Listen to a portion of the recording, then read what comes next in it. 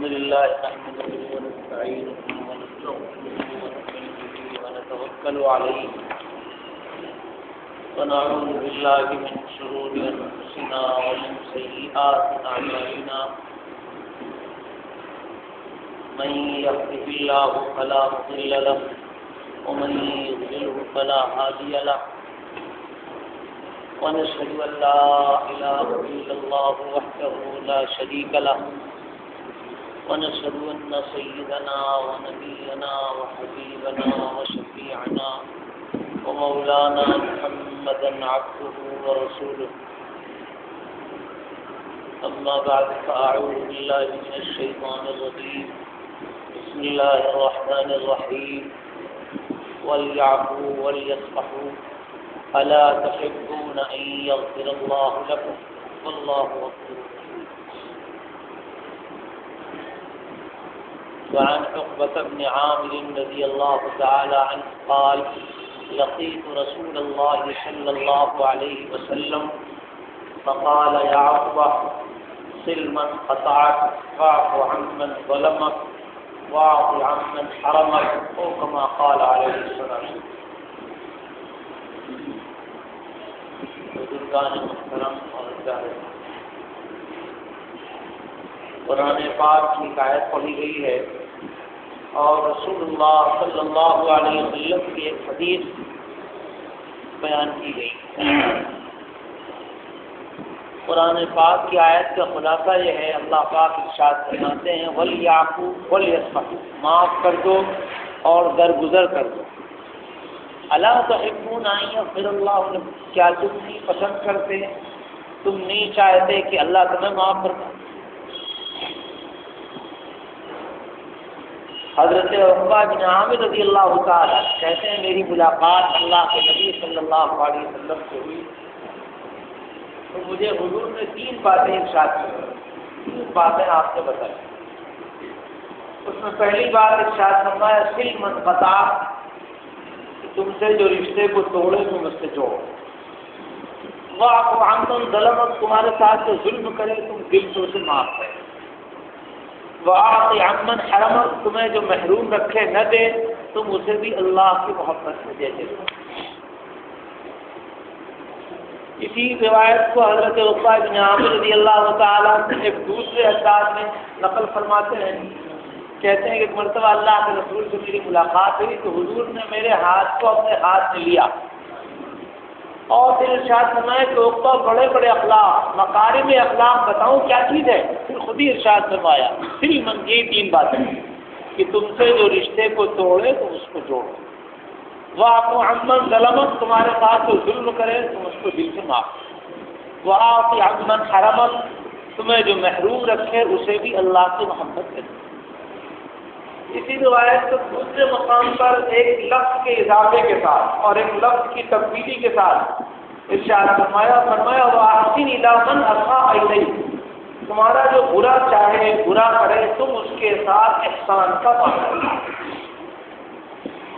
دوستو آج امت کی پریشانی کی بڑی وجہ یہ ہے، معاشرے کی بربادی کی بڑی وجہ یہ ہے کہ رسول اللہ صلی اللہ علیہ وسلم نے ہمیں جو پاکیزہ اخلاق عطا فرمائے تھے آج وہ اخلاق بھی ہمارے اندر سے نکلتے چلے جاتے ہیں.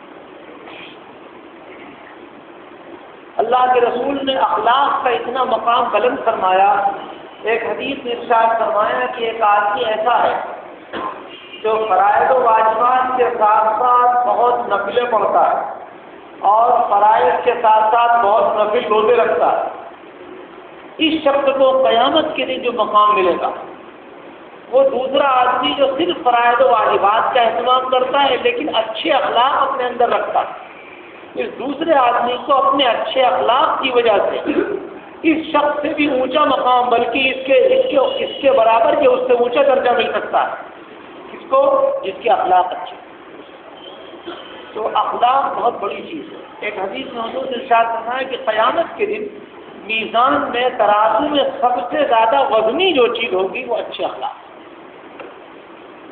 صحابہ نے پوچھا یا رسول اللہ اکثر و بیشتر کس عمل کی وجہ سے لوگ جنت میں جائیں گے؟ تو حضور نے 2 باتیں ارشاد فرمایا تقوی اللہ و حسن الخلق، اللہ کا تقوی اختیار کرنے کی وجہ سے اور اچھے اخلاق. آج ہمارے اندر سے اخلاق نکلتے جا رہے ہیں۔ جن باتوں میں کچھ محنت نہیں ہوتے تو ہم کرنے کو تیار ہیں، اور جہاں ذرا کو مجاہدہ کرنا پڑتا ہے، نفس کی مخالفت کرنی پڑتی ہے، مشقت برداشت کرنی پڑتی ہے، وہاں پیچھے۔ ایک مرتبہ رسول اللہ صلی اللہ علیہ وسلم نے وضو فرمایا تو جیسی وضو کے لیے آپ بیٹھے تو صحابہ حضور کے وضو کا گرتا ہوا پانی لینے کے لیے دوڑ پڑے۔ صحابہ حضور کے سچے عاشق تھے، دوڑ پڑے کہ حضور کے بدن سے کوئی قطرہ گرنے نہیں پاتا تھا اور صحابہ اپنے بدن پر مل لیتے۔ تو حضور نے پوچھا ما یحملکم علی ھذا، اس عمل پر کس چیز نے آپ کو ابھارا، ایسا آپ کیوں کر رہے ہیں؟ یہ آپ میرے وضو کے پانی کا قطرہ گرنے سے پہلے کوئی چہرے پر مل رہا ہے، کوئی ہاتھ پر مل رہا ہے، یہ کیوں ایسا کرتا ہے؟ تو انہوں نے کہا یا رسول اللہ، اللہ اور اس کے رسول کی محبت کی وجہ۔ تب حضور نے ارشاد فرمایا من سرہ، جو اس بات کا خواہش مند ہے کہ اللہ اور اس کے رسول اس سے محبت کریں، یا وہ اللہ اور اس کے رسول سے محبت کرتا ہے، فَلْيَصْدُقْ حَدِيثَهُ إِذَا حَدَّثَ، اسے چاہیے کہ جب بات کرے تو سچی بات کرے، وَلْيُؤَدِّ أَمَانَتَهُ إِذَا اؤْتُمِنَ، اور جب اس کے پاس امانت رکھی جائے تو امانت کو ادا کرے، وَلْيُحْسِنْ جِوَارَ مَنْ جَاوَرَهُ، اور اپنے پڑوسی کے ساتھ اچھا معاملہ کرے۔ دیکھا آپ نے، آج حضور تشریف فرما ہوتے تو بہت لوگ یہ کہہ سکتے کہ صاحب آج حضور ہوں تو ہم بھی حضور کے وضو کا قطرہ اپنے چہرے پر ملنے کے لیے بےتاب ہے، تو اس میں تو زیادہ محنت مشقت لگتی نہیں، اس سے تو بہت لوگ کرنے کو تیار۔ آگے کی بات حضور نے ارشاد فرمائی، ٹھیک ہے اگر آپ کو محبت ہے تو اس عمل کے ساتھ ساتھ اپنے اندر یہ خوبی بھی پیدا کرو کہ جب بات کرو تو سچی بات کرو، اور کسی کی امانت رکھی جائے تو اسے اچھی طرح ادا کر دو، اور کوئی آپ کا پڑوسی ہو تو اس کے ساتھ اچھا سلوک کرو۔ ایک حدیث میں حضور نے قسم کھا کے فرمایا خدا کی قسم وہ آدمی مومن ہو نہیں سکتا کہ وہ خود تو پیٹ بھر کر کھانا کھا لے اور اس کا پڑوسی بھوکا سو۔ دوستو ہمارے بزرگوں نے اللہ کے رسول کی احادیث پر اتنا عمل کیا کہ آج رہتی دنیا تک کے لیے مثال بن کے گئے۔ ایک بزرگ گزرے ہیں حضرت عبداللہ بن مبارک رحمۃ اللہ علیہ، یہ حضرت امام بخاری رحمۃ اللہ علیہ کے جو استاد ہیں، اخلاق کے کس اونچے مقام پر پہنچے آپ غور فرمائیے کہ ان کا ایک پڑوسی تھا، وہ یہودی تھا، وہ اپنا مکان بیچنے لگا تو مکان کا جو مارکیٹ ریٹ تھا اس سے ڈبل کی قیمت کا اس نے جو ہے اعلان کیا۔ مثلا 1000 دینار مکان کی مارکیٹ کی قیمت ہے تو اس نے کہا 2000 دینار بیچ۔ تو انہوں نے پوچھا ایسا کیوں ظلم کر رہے ہیں، کیا بات ہے، مارکیٹ ریٹ صرف 1000 ہے تم 2000 کام رہے ہو؟ تو اس نے دلیل پیش کیا۔ دلیل بات یہ ہے کہ بے شک ہمارے مکان کے در و دیوار اینٹ اور پتھر کی قیمت تو ٹھیک 1000 ہے، لیکن ہمارا مکان چونکہ عبداللہ بن مبارک جیسے بزرگ کے پڑوس میں ہے، اس پڑوس کا میں 1000 ایکڑ مانگ رہا ہوں۔ ایسا ولی صفت، ایسا فرشتہ صفت، اور اس آدمی کی وجہ سے کتنی رحمت، کتنی برکت اترتی ہے، میں کتنے سکون سے ہوں، کتنے آرام سے ہوں، کتنے راحت سے، اس کا میں 1000 ایکڑ۔ ایسا اخلاق اپنا بلند کیا ہمارے بزرگوں نے۔ پڑوسی یہودی لیکن وہ اتنا مطمئن ہے کہ اپنے مکان کی قیمت زیادہ کھل کے مانگ رہا ہے، بتا رہے اس لیے کہ عبداللہ بن مبارک ہمارے پڑوسی۔ آج ہمارا کیا ہے، پڑوس کی وجہ سے بے شک مکان کی قیمتیں کم زیادہ ہوتی ہیں۔ اور حدیث میں حضور نے فرمایا، ایک حدیث ہے جامع صغیر کی روایت ہے، سفر سے پہلے رفیق سفر تلاش کر لو۔ جب کبھی سفر کرنا ہو نا تو دیکھ لو اپنے ساتھ سفر میں کون ہے، اپنا مزاج اس سے ملتا جلتا ہے تب تو ساتھ میں لے جاؤ، ورنہ سارا سفر اجیرن ہو جائے، سارا سفر بالکل چرچرا اور بیکار ہو جائے۔ سفر سے پہلے رفیق سفر تلاش کرو، اور فرمایا مکان سے پہلے مکان کا پڑوسی دیکھو۔ جب کبھی مکان لینا ہو تو پہلے دیکھو پڑوسی کون۔ مکان کا پڑوس بہت اہم چیز۔ تو دوستو ہمارے رسول صلی اللہ علیہ وسلم کی یہ تعلیم ہے۔ حضور فرماتے ہیں بڑے بڑے اخلاق کیا ہیں، تمہارے ساتھ جو ظلم کرے تم دل سے معاف کرو، اور خود اللہ کے نبی صلی اللہ علیہ وسلم نے اس پر عمل کر کے دکھایا۔ حضور نے اپنے جانی دشمنوں کو معاف کیا۔ حضور غزوہ ذات الرقاع سے واپس تشریف لا رہے تھے، راستے میں دوپہر ہو گیا، قیلولے کے لیے صحابہ نے پڑاؤ ڈالا، کیکر کے درخت سے اس کے سائے میں آرام کے لیے قیلولے کے لیے صحابہ لیٹ گئے۔ ایک درخت کے سائے میں حضور بھی تشریف فرما ہوئے، قیلولہ فرما رہے ہیں اور اپنی تلوار کو ایک درخت پر لٹکا دیا۔ اتنے میں ایک بدری دیہاتی حضور کو سوتا ہوا پا کر موقع غنیمت سمجھتا ہے اور حضور کی تلوار پر پہلے قبضہ کرتا ہے، اور اس کے بعد اللہ کے رسول صلی اللہ علیہ وسلم کو نہایت گستاخانہ انداز میں بیدار کرتا ہے، اور بیدار کر کے پوچھتا ہے کہ یہ محمد بتا میرے ہاتھ سے اب تجھے کون بچائے، کون بچائے؟ میرے ہاتھ میں تلوار ہے، میرے ہاتھ سے تجھے کون بچائے؟ اللہ کے رسول صلی اللہ علیہ وسلم بالکل گھبرائے نہیں، ڈرے نہیں، نہایت اطمینان کے ساتھ اللہ کے رسول نے جواب دیا، میرا بچانے والا اللہ ہے۔ دیکھو ایک حدیث میں حضور فرماتے ہیں نصرت بالرعب، کہ اللہ تعالیٰ کی طرف سے حضور کی جو مدد کی گئی وہ مختلف طریقوں سے، کبھی ایسا ہوا کہ کئی ہزار فرشتوں کو اللہ نے بھیج کے مدد فرمایا، کبھی ایسا ہوا کہ دشمن کے خیمے میں ایسا طوفان آدھی اللہ نے بھیج دیا، ان کے سب خیمے اکھڑ پکڑ کے بھاگ گئے، اور کبھی ایسا ہوا کہ دشمن بہت دور ہے، وہیں سے اللہ تعالیٰ نے دشمن پر ایسا روک ڈال دیا کہ آگے بڑھنے کی ہمت نہیں۔ تو حضور فرماتے ہیں نصرت بالرعب، میری مدد اللہ کی طرف سے کبھی کبھی کی گئی روک کے ذریعے اللہ نے میرے دشمن پر روک ڈالا۔ اب دیکھیے دشمن سامنے کھڑا، سب صحابہ سو رہے ہیں، حضور تنہا ہے اور اس کے ہاتھ میں تلوار ہے اور پوچھ رہا ہے کہ آپ کو کون بچائے گا؟ تو حضور نہایت اطمینان سے جواب دے رہا میرا بچانے والا اللہ۔ جیسے یہ لفظ اللہ زبان سے نکلا ہے، اس سامنے والے پر ایسا اثر ہوا، ایسا روک پڑا کہ وہ کانپنے لگا، کپ کپی تاری ہو گئی، ہاتھ میں راشا آ گیا، لڑکا برندان ہو گیا، تلوار ہاتھ سے چھوٹ گئی۔ اب اللہ کے رسول نے تلوار کو سنبھالا اور اب حضور نے ارشاد فرمایا بتا اب تجھے میرے ہاتھ سے کون بچائے؟ اس کا تو بھی ایمان حضور پر تھا، اللہ پر تو تھا نہیں، اللہ پر بھروسہ تو تھا نہیں۔ وہ کیا جواب دیتا ہوں؟ منت سماجت کرنے لگا اور یا رسول اللہ بس اب تو آپ ہی بچا سکتے ہیں، آپ کا رحم و کرم بچا سکتا ہے، آپ معاف فرما دیجیے۔ بہرحال جتنے میں صحابہ بیدار ہو گئے اور صحابہ نے کہا کہ اس کو سزا دیا، مگر نہیں، جانی دشمن کو قبض قدرت میں آ جانے کے بعد اللہ کے رسول نے دل سے معاف کر دیا۔ پھر اس اخلاق کا اثر کیا ہوا؟ وہی شخص جاتا ہے اور کلمہ پڑھ کے مسلمان ہو جاتا ہے۔ آج ہمارے اخلاق کیا ہے اس کو جائزہ لینا ہے۔ کتنے دن سے ہمارے پڑوس میں قاضی رہتا ہے، ہم نے اپنے اخلاق سے اس کا دل نہیں جیتا، یہ ہماری کمی ہے، ہماری کمی۔ تو ہمارے رسول صلی اللہ علیہ وسلم نے جیسے معاف کرنے کا حکم دیا تو معاف کرتے دکھائے، کیسے کیسے جانی دشمن اللہ، کیا سیرت کی سیرت کی کتابیں پلٹو اور آپ پلٹو اور دیکھو اتنے واقعات ہیں۔ حضور کے پھوپھی ذات بھائی ہیں، ان کا نام ہے عبداللہ ابن ابی امیہ، حضور کے جانی دشمن، کٹر دشمن، سخت دشمن۔ حضور سب کو دعوت دیتے ہیں کہ مجھے اللہ کا رسول مان لو، اور یہ آدمی اتنا کٹر دشمن کہہ رہا ہے کہ اے محمد اگر آپ کے لیے بالفرض کوئی سیڑھی لگا دی جائے آسمان تک اور اس سیڑھی پہ چڑھ کے آپ آسمان پہ جائیں اور آپ کے رسول ہونے کی گواہی وہاں سے فرشتے لے کر آئیں اور 4 فرشتے میرے سامنے اترتے ہوئے نظر آئیں اور سارے دستاویز اور پروف میرے سامنے رکھ دیں کہ میں اللہ کے پاس سے اور حضور کے سچے ہونے کے سب پروف اور شہادتیں اور دستاویز لے کر آیا تو بھی میں آپ کو رسول نہیں مانتا۔ اتنا جانی دشمن کٹر، کسی قیمت کا حضور کو ہو رسول ماننے کو تیار۔ اور کون ہے؟ حضور کا پوری رات ہے۔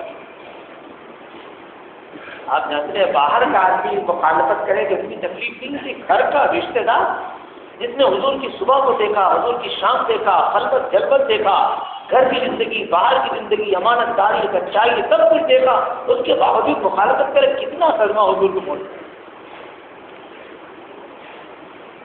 حضور کا ایک دوسرا بھائی ہے، وہ چچا داد بھائی، اس کا نام ہے ابو سفیان ابن حارث، شاعر بھی تھا۔ اس کا کام یہ تھا کہ وہ نئے نئے انداز میں اشعار بناتا اور حضور کی شان میں گستاخی کرتا، حضور کی برائیاں لوگوں کو سناتا اشعار، بہت ہی کٹر دشمن۔ یعنی اس کی طرف سے تو حضور کو اتنی تکلیف پہنچی تھی کہ حضور نے صحابہ میں اعلان کر دیا تھا اس شخص کو جو آدمی جہاں پائے مار ڈالے، قتل کر ڈالے۔ کتنا حضور کو تکلیف پہنچایا تھا، لیکن قربان جاؤ اللہ کے رسول کے سامنے جب اسلام کی بات آتی، کوئی سچے دل سے کلمہ پڑھ لیتا تو حضور پچھلی سب تکلیفوں کو بھلا دیتا ہے۔ یہ دونوں بہت ہوشیار تھے۔ جب فتح مکہ کے لیے حضور صحابہ کے بڑے لشکر کو لے کر چلے اور انہوں نے یہ محسوس کر لیا کہ اب مکے پر محمد صلی اللہ علیہ وسلم کا غلبہ ہو گیا، قبضہ ہو گیا، تو حکومت ان کی ہوگی، پھر وہ تو ہم کو تو جو چاہیں گے کریں گے۔ تو مکہ پہنچنے سے پہلے راستے میں یہ دونوں آگے پہنچ گئے اور پہنچ کر انہوں نے حضور کے سامنے خواہش ظاہر کی ہم مسلمان ہونا چاہتے ہیں، کلمہ پڑھنا چاہتے ہیں۔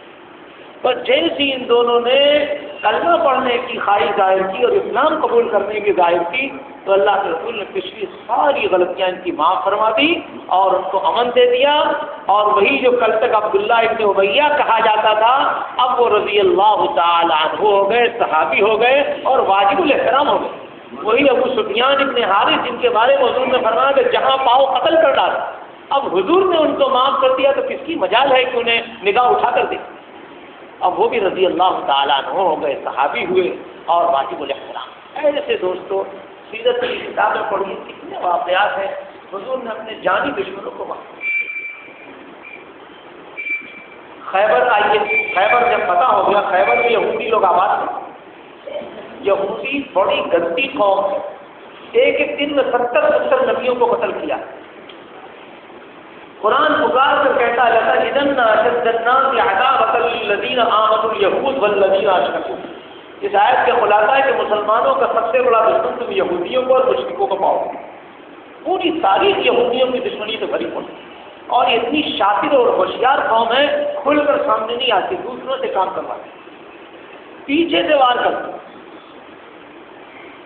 رسول اللہ صلی اللہ علیہ وسلم جب خیبر فتح کر دیا تو خیبر سے زیادہ تر یہی تو آباد تھے، تو حضور نے آرڈر دیا سب لوگ خالی کر دو خیبر، بھاگ جاؤ یہاں سے ضلع وطن۔ اب انہوں نے منت سماجی شروع کی، مکہ پالیسی، یا رسول اللہ آپ نے رہنے کی اجازت دے دیجیے، اور یہ باغات ہیں، کھیتیاں ہیں اور کھیتی کرنے کا ہم کو تجربہ ہے، ہم ماہر ہیں، آپ اجازت دے دیا بھی نہیں، باغات اور کھیتوں میں محنت کریں گے اور محنت کر کے آدھا آپ کو دے دیں گے، آدھا جب اپنا گزارا کریں گے، آپ خالی رہنے کی اجازت دیں۔ تو اللہ کے رسول کو نرم دل تھے، حضور کو رحم آ گیا، حضور نے اجازت دی۔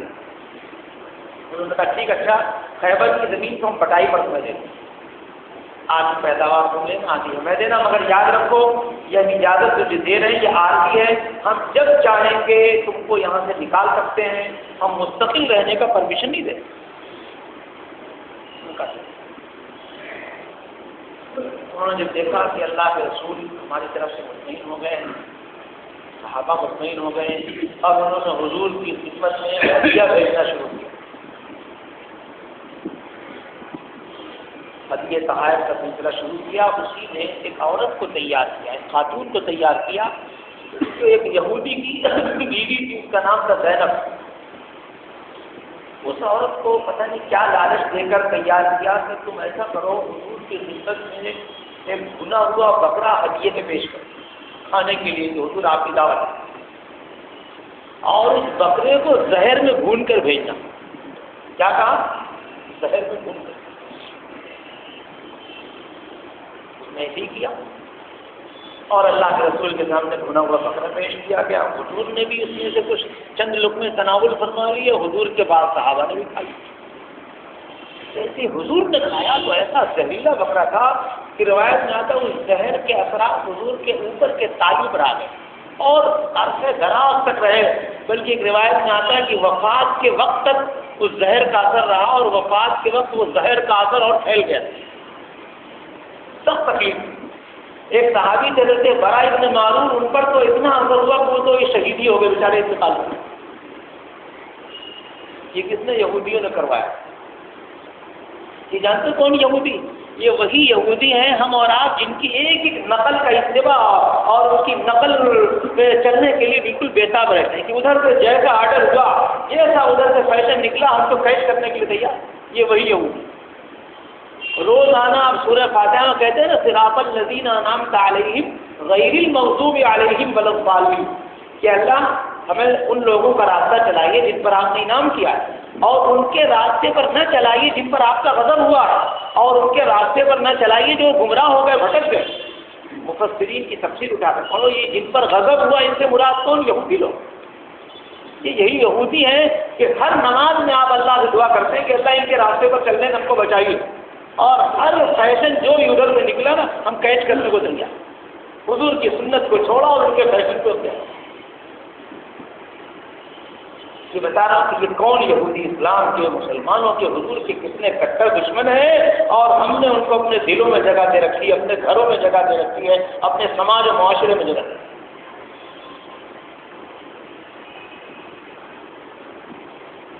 کیا سنا رہے تھے موبائل میں؟ ہاں، زہر دیا۔ تو اب بعد میں جب تحقیق کی گئی تو سب اقرار کیا انہوں نے، جب پوچھم بات ہوئی تو اقرار کیا، ان کو ماننا پڑا۔ تو صحابہ نے کہا کہ یا رسول اللہ، جب اتنے خطرناک ہے تو ان کا تو قلع قمع ہو جانا چاہیے، بالکل مار ڈالی، قتل کر ڈالی۔ مگر قربان جائیے اللہ کے رسول صلی اللہ علیہ وسلم نے پتہ لگ جانے کے بعد کہ یہ ہے دشمن، انہوں نے زہر ملوایا تھا، ان کی پلاننگ تھی، ان کی سازش تھی، اپنے جانی دشمن کو بھی اللہ کے رسول نے مارا۔ یہ سنانا چاہتے ہیں کیسے خطرناک دشمنوں کو حضور نے مارا۔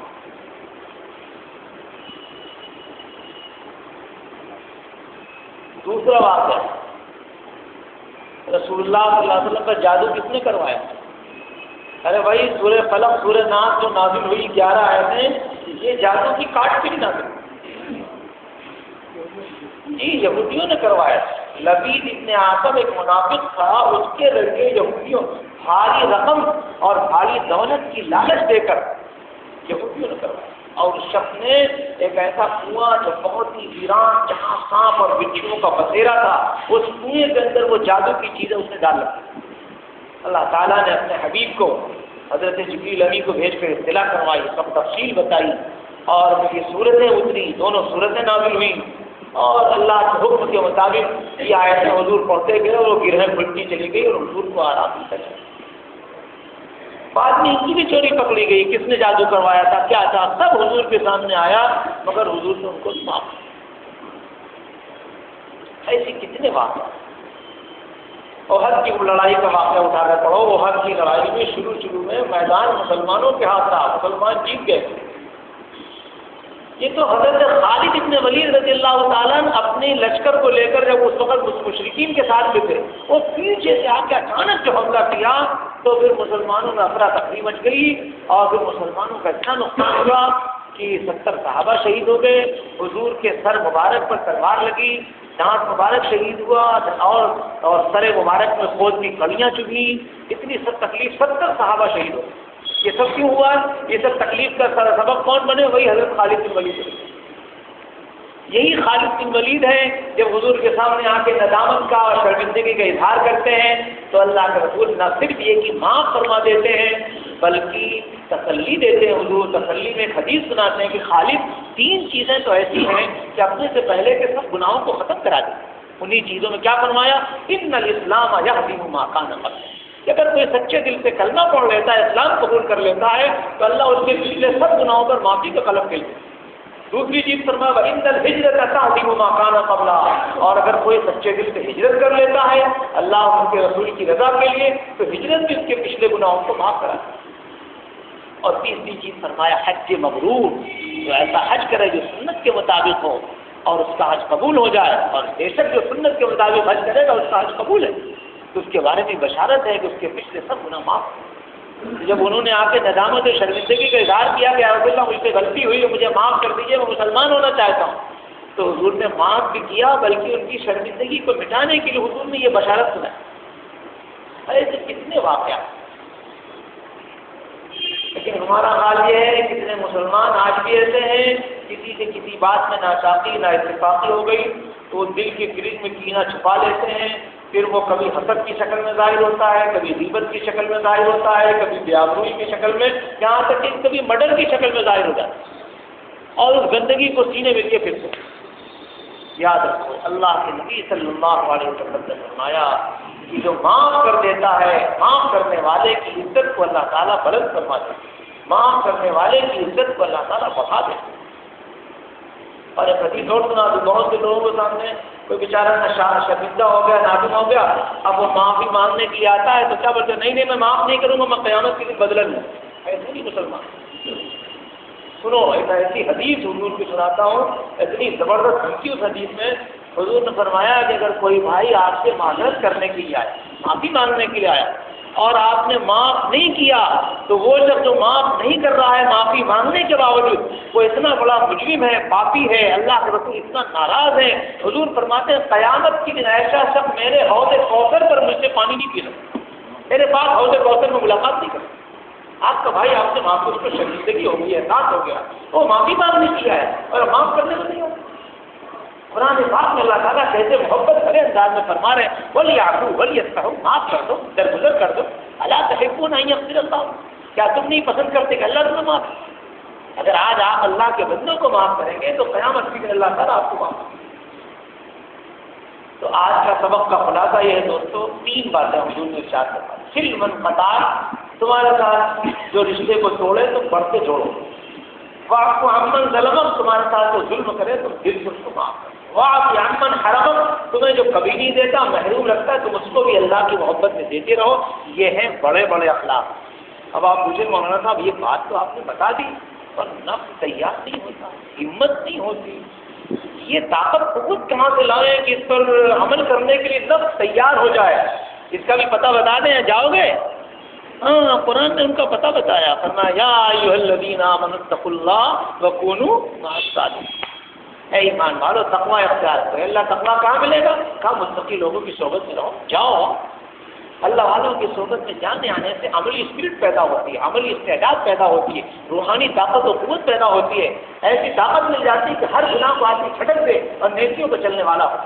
دعا کر لو. مفتی صاحب آ گئے، مضمون پورا گیا. الحمدللہ رب العالمین والصلاۃ والسلام علی سید الانبیاء والمرسلین یا ارحم الراحمین یا ذی الجلال والاکرام. اے میرے اللہ ہمارے کہنے سننے کو قبول فرمائے. اے اللہ ہماری اس مختصر کی مجلس کو ہماری ہدایت اصلاح کا ذریعہ بنا. اے اللہ ہمارے چھوٹے بڑے گناہ معاف فرمائے. اے اللہ ہمارے ظاہر کی بھی اصلاح فرما دیجیے، باطن کی بھی اصلاح فرما دیجیے. آپ نے محض اپنے فضل سے، اپنی مہربانی سے حضرت محمد صلی اللہ علیہ وسلم جیسا پیارا رسول آپ نے ہمیں عطا فرمایا. تمہیں دل و جان سے اپنے نبی کی قدر کرنے کی توفیق عطا فرمائیے. نبی کی لائی ہوئی تعلیمات کو کلیجے سے لگانے کی توفیق عطا فرمائیے. نبی کے ایک سنت کا عشق عطا فرمائیے.